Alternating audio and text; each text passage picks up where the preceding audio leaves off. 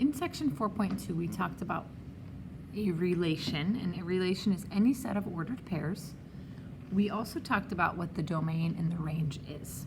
And the domain is the x values of the ordered pairs, and the range is your y values of the ordered pairs. If you look at point A, and when you label your points, that's what this first section asks you to do. When you label your points, you always start at the origin.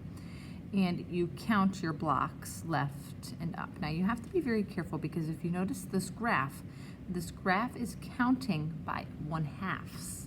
So if we start at the origin and we move to point A, your x value comes first, your x value travels you left to right, and I need to go left 1/2, -1, -1/2.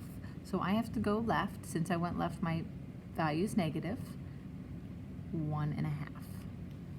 Now from where I moved left, -1.5, I need to move up 1/2, and since I moved up, my value is positive.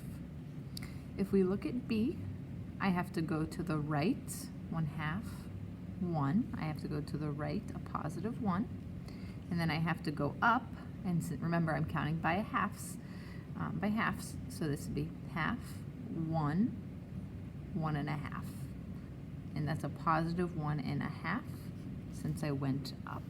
Notice if you go up, it's positive. If you go down, it's negative.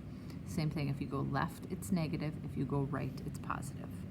If you look at point C, I need to go left 1/2, -1. So I need to be left -1. And I need to go down, which also makes it negative, -1/2, -1, -1.5. And last point for D, I need to go to the right, and I need to go to the right 1/2, 1, 1.5, 2, and then I have to go up 1/2, 1.